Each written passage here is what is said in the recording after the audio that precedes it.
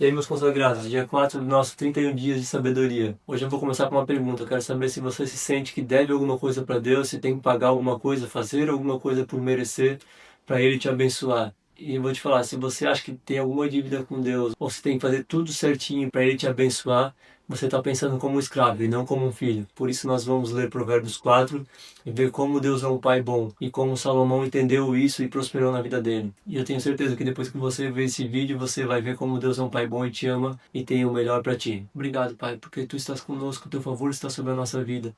Abra a nossa mente, quebra todo o jugo da religião, do medo, do passado, e que a gente possa confiar sempre em Ti e na Tua bondade. Amém. A sabedoria suprema. Ouçam, meus filhos, a instrução de um pai, estejam atentos e obterão discernimento. O ensino que ofereço a vocês é bom, por isso não abandonem a minha instrução. Quando eu era menino, ainda pequeno, em companhia do meu pai, e um filho muito especial para minha mãe, ele me ensinava e me dizia: apegue-se às minhas palavras de todo o coração, obedeça aos meus mandamentos e você terá vida. Procure obter sabedoria e entendimento. Não se esqueça das minhas palavras, nem delas se afaste. Não abandone a sabedoria e ela o protegerá. Ame-a e ela cuidará de você.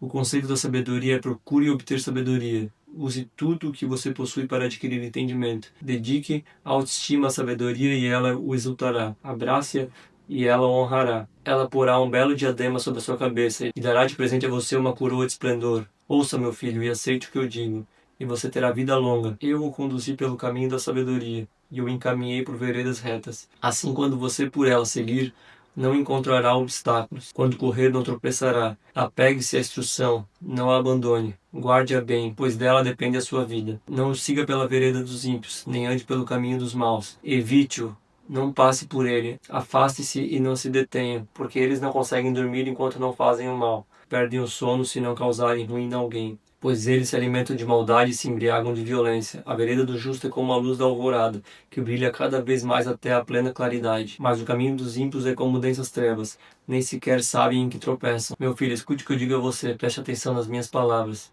Nunca as perca de vista, guarde-as no fundo do coração, pois são vida para os que encontram, e saúde para todo o seu ser. Acima de tudo, guarde seu coração, pois dele depende toda a sua vida. Afaste da tua boca as palavras perversas, fique longe dos teus lábios a maldade. Olhe sempre para a frente, mantenha o olhar fixo no que está adiante. Veja bem por onde anda, e os seus passos serão seguros. Não se desvie nem para a direita nem para a esquerda. Afasta os teus pés da maldade. Como eu já falei antes, hoje nós vamos falar sobre a paternidade de Deus. E eu creio que esse é o maior segredo para transformar a sua vida por completo. Eu realmente acredito que se você conseguir se enxergar como o filho amado de Deus, a sua vida muda instantaneamente. Fazendo isso, você vai mudar a sua mentalidade de escassez, de falta, de medo, para uma vida de segurança, de paz e de abundância. Eu sei que para muita gente que não teve um bom exemplo de pai em casa, ou não teve ausência do pai em casa, é muito difícil ver Deus como um pai bom. Para outras pessoas também que foram criadas com uma mentalidade muito religiosa, também é muito difícil, porque tu vê Deus como uma pessoa que está sempre esperando para te punir se tu fizer alguma coisa errada. É muito comum a gente escutar frases como: olha, Deus está vendo, não faz isso que Deus vai te castigar. E isso acaba afastando a gente de Deus e criando um relacionamento muito ruim, achando que Deus está longe da gente ou que está só esperando que a gente faça tudo certinho, sempre na linha e pronto para nos punir. Então, muitas vezes as pessoas religiosas acabam orando, lendo, jejuando para conquistar o favor de Deus, para apaziguar Deus, vamos dizer assim. Tentar chegar um pouquinho mais perto e poder reivindicar uma bênção, mas isso é completamente errado e é uma mentalidade de escravo. E a Bíblia vai dar vários exemplos, desde Caim e Abel, filho pródigo, Marta e Maria, como a mentalidade de filho e escravo luta entre a gente. Você por ver o filho pródigo e o irmão mais velho. Os dois foram criados pelo mesmo pai. O filho pródigo quis a herança, não fez tudo certo. Mesmo quando estava longe, ele lembrou que o pai era um homem bom, que amava ele, que tinha fartura na casa dele, que tinha alegria na casa, e ele falou: eu vou voltar para casa do meu pai. Pode ser que ele me perdoe. Então o filho mais novo, mesmo errando muito, ele conhecia o coração do pai. O filho mais velho já tinha uma mentalidade de escravo.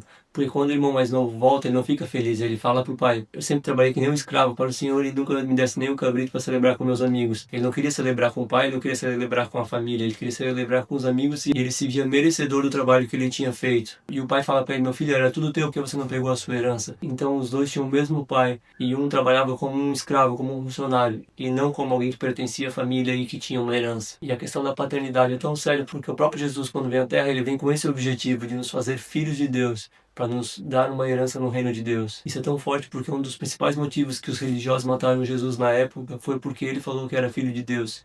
E para o religioso isso era impossível, é impossível ser filho de Deus. O máximo que eles poderiam ser eram amigos de Deus. Mas Jesus fala, vocês são meus irmãos. Como Paulo vai falar que Jesus era o unigênito, virou o primogênito de muitos irmãos. Então ele é o nosso irmão mais velho e a gente é filho de Deus por adoção, pelo sangue de Cristo. Então já é um direito concedido para você. Você pode abraçar essa identidade de filho de Deus. Então por que entender essa realidade é tão importante? Porque uma vez que você entende que é filho de Deus, você tem acesso a toda a herança de Deus. E isso te dá um relacionamento íntimo com o Pai, onde você vai poder ter segurança e pedir para Ele coisas que você deseja, botar os seus medos diante dele, vai poder se aproximar dele como alguém que vai te abraçar e quer o seu melhor, e tem alegria em você. Isso vai mudar completamente a sua alegria pessoal, porque você não vai mais querer partir de um ponto que você precisa fazer para ser aceito. Não, você já é aceito, você faz porque já tem o amor de Deus. E isso muda completamente o jogo. Você acaba percebendo que o Deus, que é dono de todo o ouro e toda a prata, que é dono de toda a sabedoria e conhece tudo, e Ele é o teu Pai. Então você pode pedir tudo isso com confiança para Ele também. E se for ver esse capítulo, Salomão ilustra isso do começo até o fim.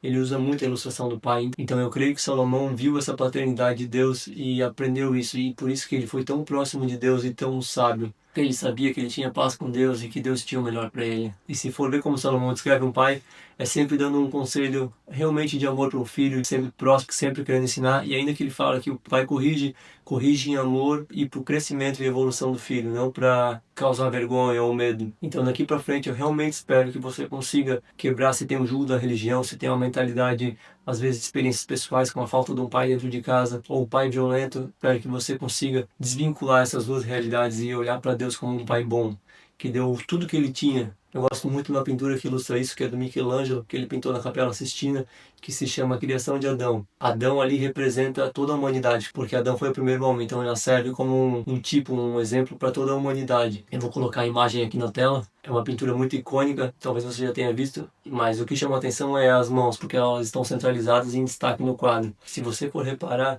a mão de Deus já está toda esticada em direção de Adão. O que falta é Adão pegar e agarrar a mão de Deus. Ou seja, a mão do favor de Deus já está esticada na sua vida, na humanidade. Ele já deu o filho dele, ele deu o que ele tinha de mais valioso para se reconciliar conosco. Foi ele que veio atrás de nós. Cabe a nós agora esticarmos a mão e deixarmos ser abraçado e ter favor de um pai que nos ama. E quando você perceber que Deus te ama e que Ele quer o seu bem e Ele está em paz contigo, você vai experimentar os dias mais felizes da sua vida. Vai mudar o jogo da sua vida. Porque vai vir uma alegria e uma paz no seu coração que às vezes uma mentalidade de escravo tem tirado. Eu sei por experiência própria, depois que eu entendi esse conceito e isso foi revelado no meu coração, o jogo da minha vida mudou. Se vocês soubessem tudo que eu já vivi nessa vida com 37 anos e da onde eu vim, é impossível se não fosse por Deus ser um pai tão bom. Eu não teria como ver tudo que eu já vivi nessa terra. Isso é só pela bondade e misericórdia de um pai que é dono de todo o ouro e toda a prata e que me ama. E eu sei que Ele te ama também. Se você ver minha lista de metas e objetivos para 2026, você vai achar que eu sou maluco, porque é uma coisa que é surreal. Mas eu com confiança, eu coloco em oração, eu coloco nas mãos de Deus,